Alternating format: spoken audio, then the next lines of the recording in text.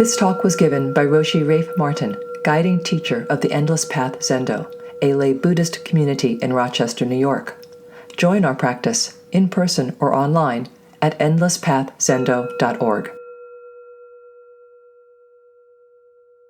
Today is Saturday, January 13th. This is the first teisho of the year 2024. And so as a kind of first teisho, I'd like to welcome us into January 2024. It's a good year because it's the one we now have, and it's a complex one because it's the one we now have. First, a reminder on how to listen to a teisho. A teisho is not a lecture. Its literal meaning is to present the shout. In short, it's a teacher's presentation of their living Zen. So we're told to listen to a teisho as if it were directed to us alone, not to a group. It's for you, and you alone. The intimate you, the one that Tom Bombadil references when he says to Frodo at night in the house where he shares with Goldberry, the river daughter. When asked by the odd hobbit who he is, he answers, "Don't you know my name yet?" That's the only answer. Tell me, who are you, alone, yourself, and nameless? That alone one, you alone, not as a member of a group or crowd. You alone are responsible for the teisho. Teisho is a form of practice. If you're working on a koan, you simply continue absorbing yourself in the koan and let the teisho in on its own. If you're working on awareness of breath, continue with that. But if you're counting your breath, and just become one with the listening. In all instances, listen as if the words are simply sounds, like the rustling of leaves or the sound of wind. Allow the teisho. Practice as the teisho. Don't get stuck in mulling it over or trying to engage with it intellectually, approaching it with your head. If you do, the teisho will have moved on ahead as you sit there mulling on one point, and it will have left you behind. Finally, if working on a koan and listening to the teisho is too complex, then just let the listening take precedence. Or think of working on the koan while hearing the teisho, not listening to it, as listening already implies a degree of separation. So, here at the start of the new year, let me offer a few words on Zen practice itself, specifically on lay Zen practice, which is what our Zendo is built around. For starts, Zen practice is not easy. And it's not a quick fix. It's a lifetime's work. And because it is such a long effort, people can sometimes think, I'm busy. My mind is scattered. I've got so much to do. I'll wait to come to Doksan, to teisho, to the Zendo, Jukai, etc. again, once things have settled down, which seems reasonable. So what's the problem with this? Well, to my mind, it misses the transformative core of practice which grows out of what we might call consistency or steadiness. I think Dogen somewhere calls it continuous practice. A key element of the way of the Bodhisattva is termed perseverance, not starting and stopping and restarting again as circumstances shift, but continuing steadily on as best and as honestly as we can, right in the midst of our daily changing circumstances. I think you all know that, and that's why we do what we do, why we practice. Consistency is central. And this consistency I'm speaking of really is of two sorts. First and most central is daily sitting. Sitting in Zazen every day and putting ourselves fully into the count, into the breath, into the koan, Now, of course, when we're tired, we might feel sleepy and dreamy. And often in life, we're going to be tired. And that's normal. And it's okay. Indeed, to practice on the edge of dream, not a dream, but of dream, is to work within a kind of mythic zone. Aiken Roshi actually sees it as a promising condition, which is interesting. The key is always to put yourself into the count, into awareness of the breath, into the koan again and again, and when you drift, to catch yourself and return to the practice without force. It's simply attention, attention, attention. Secondly, consistency also means, or continuous practice, as Dogen termed it, also means showing up. So if you find a teacher with whom you have affinity, which is no easy challenge in itself, then work with that teacher. Join in the Sangha of ongoing practice and come to the temple, which is where our more self-oriented concerns can more easily fall away. Dogen called this to throw oneself into the house of Buddha. It's an expression of faith in Buddha, Dharma, Sangha, and has its very visceral payoffs. Koan practice especially requires such steadiness and consistency. In the early days of Zen practice in the West, this took a kind of semi-monastic form. People would go to sesshin and then often not keep up with Doksan again till the next sesshin. It wasn't really satisfactory and it wasn't natural or ordinary. It was unbalanced. A fundamental challenge for lay practice today is our need to find ways to stay steady, to carve out time from our demanding schedules to keep at it and fulfill our own personal aspiration for deepened practice realization. Yamada Roshi, Robert Aiken Roshi's teacher, actually said that the whole point of Zen practice, we might say of genuine spiritual practice, whatever form that takes, if you will, is the maturation or maturing of character. This doesn't come from self-willed effort. It comes from learning to see through the self-centered self, to release our hold on the self-centered self by attending to the practice and becoming present to the actual nature we each have of selfless self. So to reframe the three essentials of Zen practice, we might actually call them showing up, waking up, growing up. That's the essence of it. Additionally, let's remember that reality, real, non-dual reality, which we all by nature share, is just as present in difficult and challenging times as in good ones. Zen isn't more real when everything is going great. By showing up for daily practice at home and with a degree of regularity for Zazen, Doksan, Teisho, and so on at the temple, a silver thread begins to run underneath all the varied aspects of our daily living. Consistency, steadiness is the path of maturing practice, of a practice that functions in the joys, sorrows, and challenges of our ordinary lives, not just on the mat or in the Doksan room, but as I've said, this is not easy.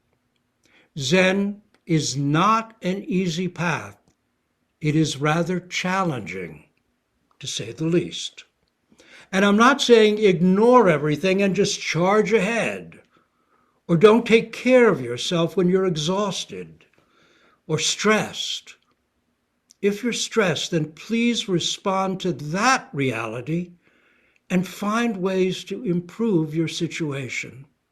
But conversely, don't keep Zen in your pocket as something to only take out when everything's going well or you're feeling well rested and such. That's too limiting. There's no one to impress and no need to wait for some ideal time or perfect you. There's an old and perhaps apocryphal tale that Roshi Kapleau used to like, and it used to go around Western Zen circles quite a bit, but he kind of repeated it often, and it kind of goes like this. There's a ship out on the ocean, and that ship has run out of drinking water, out of fresh water. And they see another ship, and so this is back in the days before telecommunications. They signal with that ship light for aid. We're out of water, please help. The other ship flashes back the following signal or message. Drop your buckets where you are. They're shocked. We're out on the ocean, drop our buckets where we are, but they do it, and they drink. And the water was fresh. They are, as it turns out, off the mouth of the Amazon, and the flow of water around them is fresh water, not salt. Drop your buckets where you are. That's the point.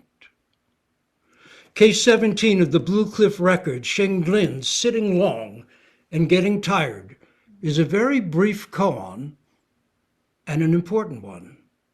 And it goes like this. A monk asked Shenglin, that would be Kyorin in Japanese, what's the meaning of the patriarchs coming from the West? In other words, why did Bodhidharma make that difficult journey from India at an advanced age when he could have stayed home and relaxed and enjoyed his enlightenment? Why was it so important? What's so important about Zen that Bodhidharma had to get up and risk his life to bring it? In other words, what's the highest teaching of the Buddha Dharma? And Shenglin, Kyorin, said, sitting long and getting tired. What's the highest teaching of the Buddha Dharma? Sitting long and getting tired. What? That's it? That's why I'm paying dues? That's why I'm coming to this place? That's why I'm like knocking myself out? That's why I get wrung out of doksan and feel crappy about it? What's the point, really? Wan Wu, who put together the final version that we have of the Blue Cliff record, which would be Pian Lu in Chinese, Hekiganroku in Japanese, a very wonderful book of koans, commentaries, poems. At one point, it was so highly regarded as a literary work that Da Wei, who was a disciple of Wan Wu's, burned the printing blocks because he was afraid people were getting so enamored of its beauty as literature, they were forgetting it was a text to help us bring about actual practice realization.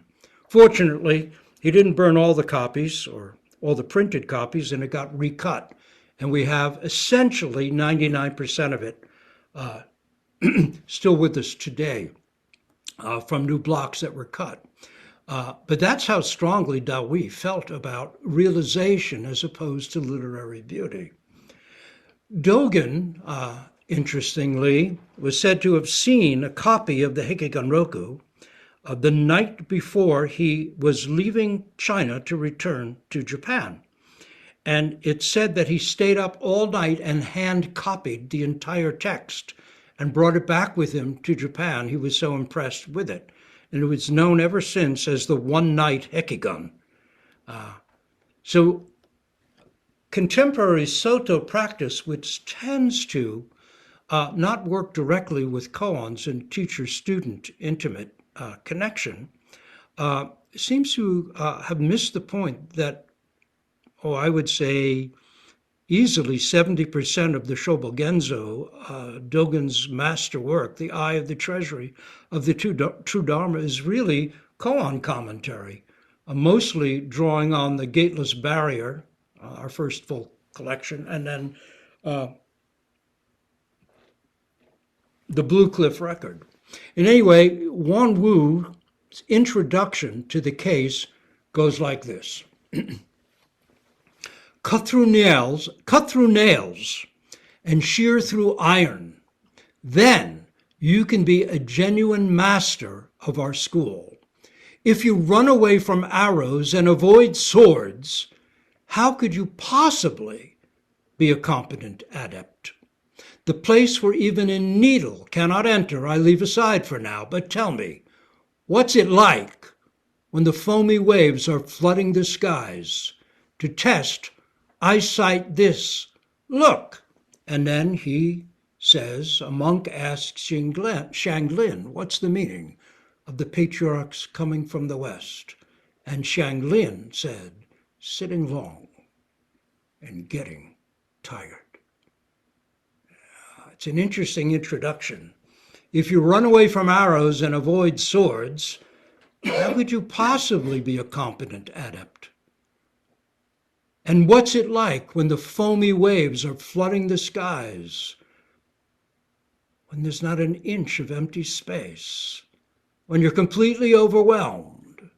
When the mind is a disaster? When emotion rages high? Drop your buckets right where you are. There's no special place. Sitting long, getting tired. Could it be more profound? Recently, James Ford Roshi asked me to read the manuscript of a new book he's been working on. And while I've been reading it and making some notes, he wanted me to get back to him on any thoughts I might have had about this manuscript he's working on for publication. Something in it struck me, and I want to read to you this section or passage from this potentially forthcoming book of his. He says, as Zen has evolved in North America and the West, the backbone of the practice has proven to be twofold: a regular daily practice, which we've been speaking about this morning, and retreat, that is, sesshin. Many serious Zen practitioners in the West aim at 28 days of retreat a year, that is 4 week-long sesshin each year. Now, a little comment on that. That's a lot, to be honest. You'd have to have a life that could really accommodate that. Nelson Foster Roshi Aitken's insisted that to remain a student of his, once someone's taken student vows with him, student-teacher connection, formally, they have to come to 7 days of sesshin each year. That is a full sesshin, not days spread out, but a full 7-day sesshin. That's annual, or the whole student-teacher thing gets renegotiated. That's Nelson's view. So just what the point I'm trying to make is sesshin is important. Let me comment a bit further. When I was working with Dane and Henry Roshi, I did typically 2 7-day sesshin each year and 2 phone doksan, because he lived in Denver, pretty much every week, unless circumstances made it literally impossible. But even when I was doing things like giving teisho and doksan at Jataka Sesshin in Toronto or Vermont, I'd set aside time for my own doksan with Danon and kept to the schedule. So I found that for me, I needed to do it that way. Now, look, as we'll get into it, I think things have changed a bit, and I want to touch base with that. So now to go on with James Ford Roshi's piece here. Many serious practitioners who are not monastics or priests, however, find that they cannot make that much of a time commitment. The critical thing, he goes on to say, is the call to practice, the practice is a call to something hard. To really practice realization is a call to accomplish something that's difficult, in other words. He goes on, how can we be honest with ourselves and take on the practice in healthy ways for ourselves and those with whom we make our lives? That is, partners who might not be practicing or interested in the kind of practice we want to be doing. How do we do this in a natural and healthy way? This is a real challenge of lay or householder practice, fundamental one. He goes on, and a question from that is, how can someone find an authentic practice with little or no retreat as part of that practice? To put in a personal note here, when Dane and Henry Roshi asked me to start teaching, he said very clearly, he said, you're going to have to find another way than focusing on sesshin. Sesshin will, of course, be part of what you offer, but you'll have to find your way with much less sesshin than a center or a kind of monastic-based practice is going to be a holding to. And he was absolutely right. So James Ford Roshi continues. He says, I feel that there are two answers to how do you find an authentic practice with little or no retreat or sesshin as part of that practice. He said, one answer is harsh and true. It is extremely hard to get to the nub, to encourage the doubt and faith necessary to the heart opening that is Zen's promise without periods of retreat. So if you can, retreat is a critical aspect of the discipline. But what about when one can't? Not when it is inconvenient. That isn't good enough, he says. Not attending retreats because it is inconvenient is like not sitting because of some odd ache or pain. Sitting long, getting tired. He goes on, life hurts and is boring and has hard moments. And Zen retreats intensify the whole of life in those concentrated moments. But lukewarm practice won't produce fruit. So let me add here, this is what makes sesshin so valuable. By continuing on for multiple dokusan, multiple teisho, multiple rounds of zazen over a period of hours for one day or days, we learn to practice through and with all kinds of mental, emotional, and physical weather. We learn by the actual doing how to be continuous and consistent regardless of what's going on, something we can draw on afterward. Yasutani Roshi used to say, that's Philip Kapleau Roshi's teacher and Aitken Roshi's teacher, and it's his transmission of the curriculum, koan curriculum created by Harada Roshi, which combined Soto practice with Rinzai koan practice that produced the Harada Yasutani koan line that is the most prevalent line in Western koan Zen. Anyway, Yasutani Roshi used to say that in 1 week of solid, well-organized sesshin, you can accomplish what would take you 3 years of daily practice, serious daily practice without sesshin. Now, to continue with what James Ford is saying. But there is a place as Zen practitioners for people who cannot do retreats or only very lightly touch them. They need not wait for some next life where life choices and opportunities are more propitious. We have minor children, that is, young children. That's gigantic and true. Our work doesn't allow anything vaguely resembling retreat. That's a fact for many of us. Health reasons can also be a big one. There are totally authentic reasons why someone can't do retreats or sesshin. Sesshin is a Japanese word. It means to touch the mind. Again, we return to sitting long. getting tired. How is that to touch the mind? What's underneath that anyway? In any case, and to go back to James Ford Roshi, and at the same time, if you can't do retreats, how can one genuinely, be pursuing the intimate way? And this really is the nub of our challenge as lay practitioners. How, given our little opportunity for doing consecutive days of practice, how can we really get to the core of the intimate way, which is Zen? Hekiganroku used to say that intimacy and realization really have the same meaning in Chinese. Enlightenment is not something you get.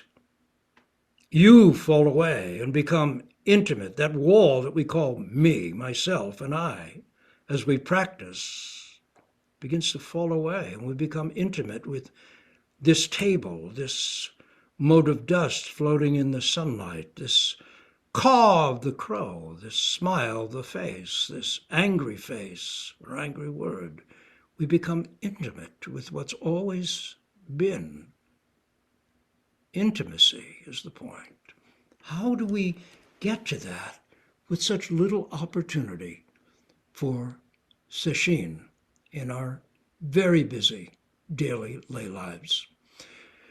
To conclude on James Ford's point, Roshi's point, householder Zen brings the monastery home. Householder practice is in many ways harder.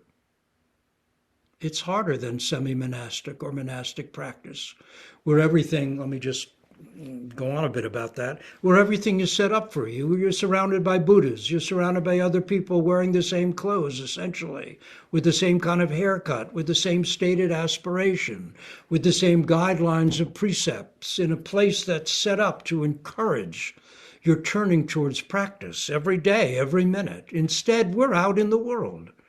People couldn't care less that you're doing this or doing that. There's no external support. You have to find it within yourself. Householder practice, to quote James Ford Roshi, is in many ways harder. And then he goes on, he says, but that's life, isn't it? That said, the Zen way calls us to a full-hearted commitment. So 100% being a member of a family, and 100% a person of the way. That's the end of the quote from James Ford Roshi's new manuscript. So let me add, here at Endless Path Zendo, instead of aiming for 2 to 4 weeks of 7-day sesshin, we realistically offer regularly scheduled short session of anywhere from 1 to 4 days, plus opportunities for Doksan each week outside of sesshin. By participating in this sort of practice while maintaining a balance in and with your uniquely you daily life, a genuinely lay, not monastic style practice realization can and will develop. I have total faith in this. And I do mean practice realization, not just practice. Of course, it will take commitment and some doing. We participate to whatever extent we can while maintaining responsibilities to work, family, relationships, and to our own vows. We have to be honest, courageous, and creative. Fortunately, practicing sincerely by helping us see through and release our own unconscious, habitual self-centeredness helps us get in touch with these very qualities. And while from one perspective it may look like we're slowly developing greater confidence, greater courage and kindness and so on, and hooray for that, from another, we find that our practice is simply helping us to more and more unself-consciously live from the true nature of wisdom and compassion that has always fundamentally been ours. We don't gain a thing. As Hakuin says in his chant in praise of Zazen, with which we begin every teisho, from the beginning, all beings are Buddha. And yet, if that's truly so, why did all the sages of the past have to struggle so terribly hard to truly realize and live what is already really so? That was Zen Master Dogen's all-consuming personal koan. It shaped him, and it shaped his deep realization. Now, a little Zen anecdote. Speaking of Dogen. Oh, we'll get to that. This is a little Zen anecdote. There's another one from Dogen. The great Zen poet and governor of a province in ancient China, Po Chu-yi, came to Bird's Nest Roshi, so named due to his habit of doing zazen up in a tree, and asked him, "What is the essence of the Bodhidharma?" And Bird's Nest answered, "Do good, avoid evil, keep the heart-mind pure." Or some versions say, for the third one, save the many beings. Essentially, these are the three general resolutions of classical Buddhism, which we personally take in Jukai. Do good, avoid evil, save the many beings. Unimpressed by this answer, the poet governor, who was really a famous man at the time, with some civil power as governor, retorted, "Why, a child of 3 knows that." The Roshi in the tree said, "Though a child of 3 may know it, a man of 80 still finds it hard to fully practice." Though a child of 3 may know it, a man of 80 can still find it hard to fully practice. By the way, mentioning Jukai helps us maintain and deepen continuous practice by making practice an aspect of our actual lived lives, not just a matter of formal practice in a zendo. In any case, a koan commentary in the Gateless Barrier about such knowing, child of 3 knows that, says, "I approve the old barbarian's realization, but I don't approve his understanding. If an ordinary person realizes, he or she is a sage. If a sage understands, he or she is an ordinary person." Repeat that. If an ordinary person realizes, he or she is a sage. If a sage understands, he or she is an ordinary person. The old barbarian is an affectionate Zen term, a way of bringing such truly towering spiritual figures as Bodhidharma or even the Buddha down from the pedestals that religion tends to leave them stuck on, so we can engage with them from the ground of our common and essential humanity. Now, as regards consistency, Roshi Kapleau used to say 10 minutes a day of zazen is better than 1 hour a day and nothing for the next 2. He was speaking about consistent practice. He used to also recommend that local members come to the Zen Center once a week at least, in this way to sustain a truly solid foundation for ongoing practice. In the same way, my own sense is that showing up regularly, whatever regularly might or can mean for you, is better than a brief flurry of fervent activity now and then, separated by longer periods of relative dormancy. Then again, who am I to say what works best? Maybe that other way would be exactly what's best for you. Please do your best and find out for yourself what is your own best path for truly maturing practice. And when you find it, commit to it. Though some of our ancestors do seem to offer certain advice, and I'm thinking here of the great Hakuin Zenji, who was born this time of year, actually on January 19th in 1686 in Hara, Suruga Province, Japan, and who interestingly died January 18th, 1769.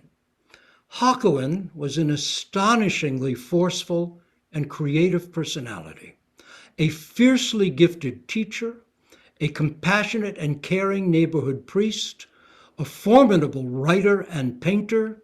He single-handedly revived Rinzai Zen and its koan curriculum through the depth of his enlightenment and sheer force of his personality. It is his version of the koan curriculum we work on today. Personally, I always found it inspiring that his birthday falls only 3 days before my own. However, astrology be damned, despite this, I clearly do not have his personality at all. On our pilgrimage to Japan in 2016, we visited his small temple in Hara. It is right on a main drag, not isolated in some scenic hills, but right on a busy thoroughfare. You turn down a little alley and there it is, pretty much next to the house he grew up in. It was small and quite funky, really. And yet the energy of the place was palpable and incredibly inspiring. The abbot there was very kind and hung original Hakuin scrolls for us to look at, and whoever gets to see them outside a museum locked behind glass, it was totally incredible. He gave us tea and oranges, almost a line from a Leonard Cohen song, and teacups with Hakuin's calligraphy on them. We did zazen there in the zendo, which had no round cushions. That was a luxury. Instead, it just had long, folded over flat mats. And then we went out in the rain to Hakuin's gravesite in the little graveyard behind the temple. It was really memorable. So here's a bit from Hakuin's introductory lectures on the records of Old Soko. And this is as translated by Norman Waddell. He is the best Hakuin translator, and I highly recommend all his translations, perhaps especially his massive Poison Blossoms from a Thicket of Thorns, the Zen records of Hakuin Zenji. And that's what Hakuin himself named it, Poison Blossoms from a Thicket of Thorns.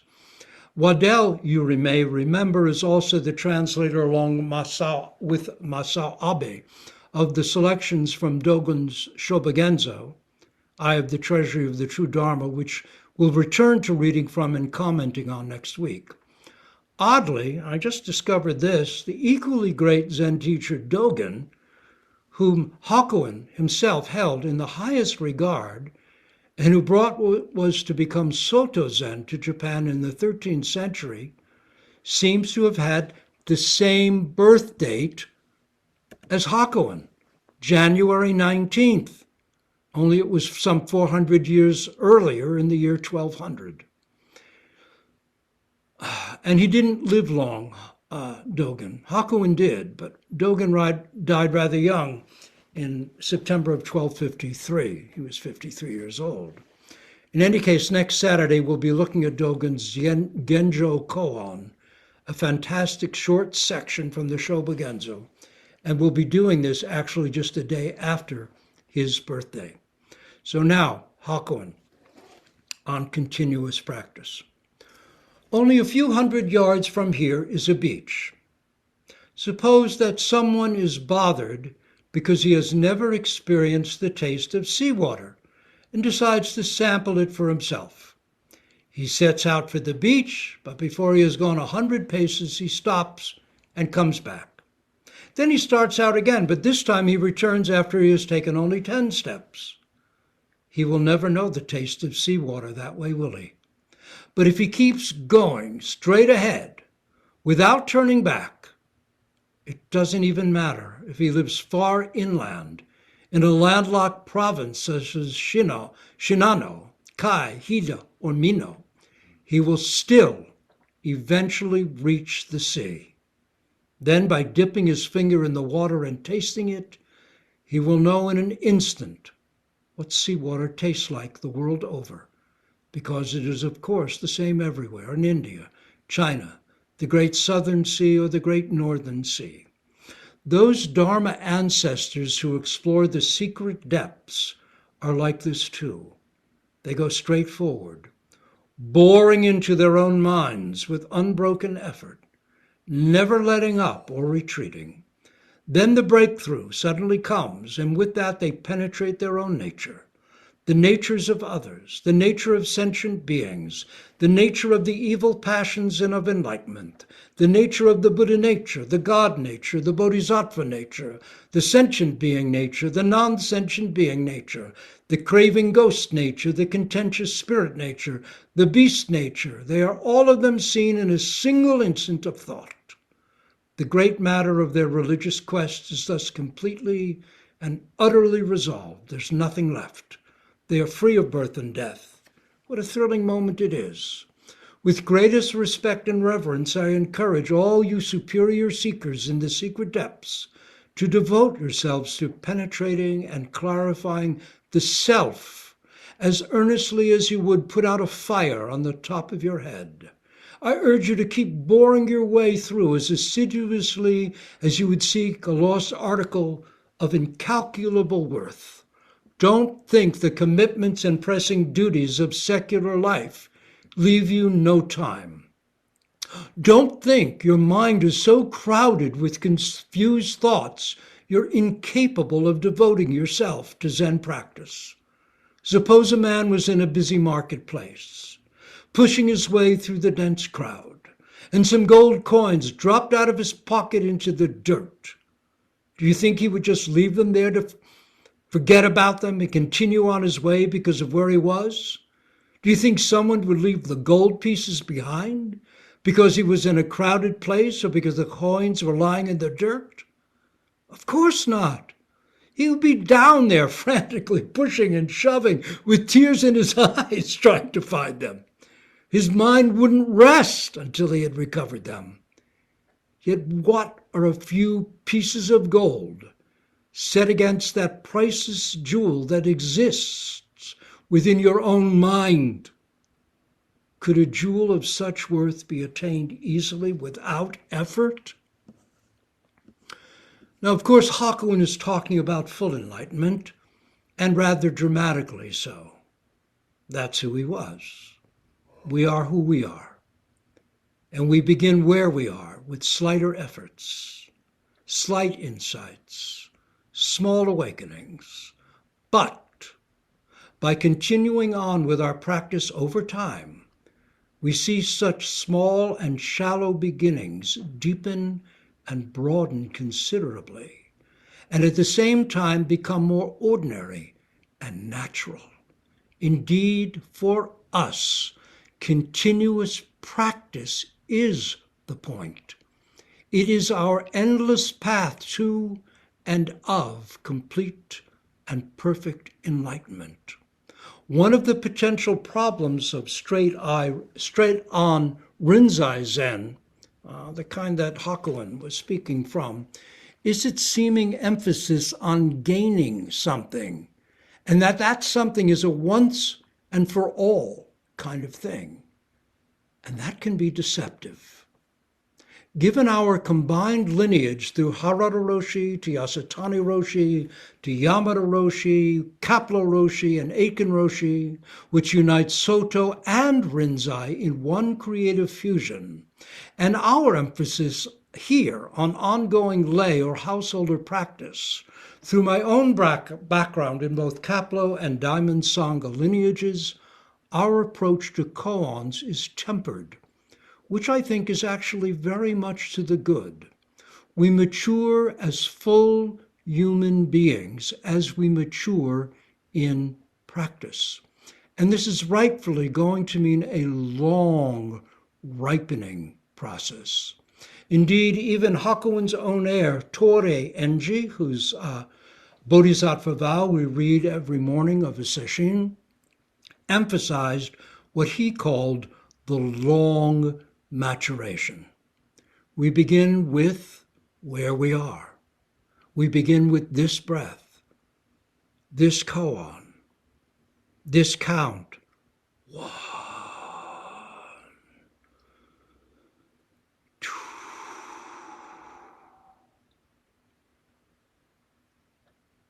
3.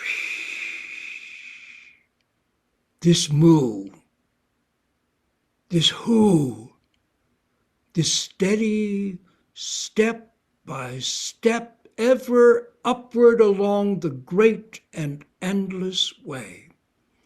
Now I want to leave you with a little story that is actually the conclusion of Dogen's subtle and profound Genjo Koan, which we'll look at next week, which Waddell and Abe translate as manifesting suchness.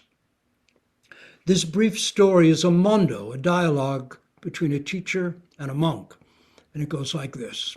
In a way, it's a kind of koan, though I've never seen it appear in the traditional curriculum of some several thousand koans that we work with in Doksan. So it goes like this.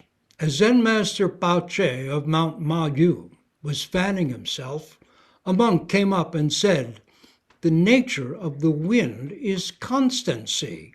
There is no place it does not reach. Why use a fan?" Baoche answered, "You only know the nature of the wind is constancy. You haven't yet grasped the meaning of its reaching every place." "What is the meaning of its reaching every place?" asked the monk.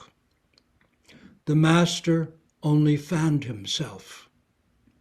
The monk bowed deeply. As Zen Master Baoche of Mount Ma-yu was fanning himself, a monk came up and said, "The nature of the wind is constancy.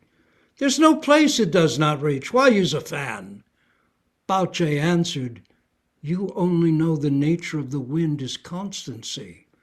You haven't yet grasped the meaning of its reaching every place." "What is the meaning of its reaching every place?" asked the monk.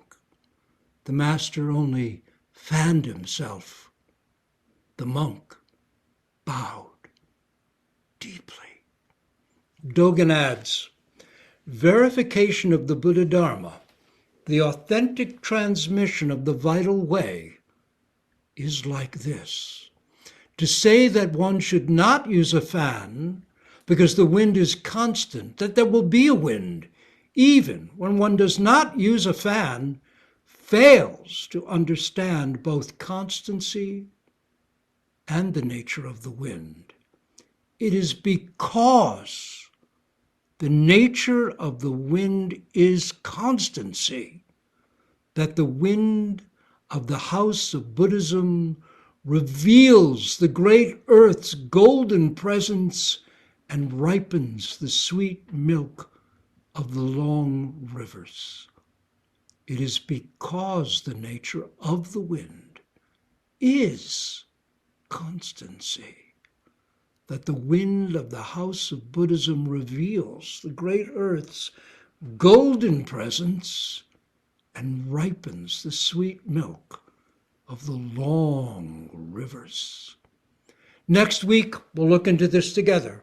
Perhaps till then, you may want to let this little mondo cook away in your mind and heart and see what might develop, and how this itself connects with and manifests our own ongoing aspiration for consistent and steady practice.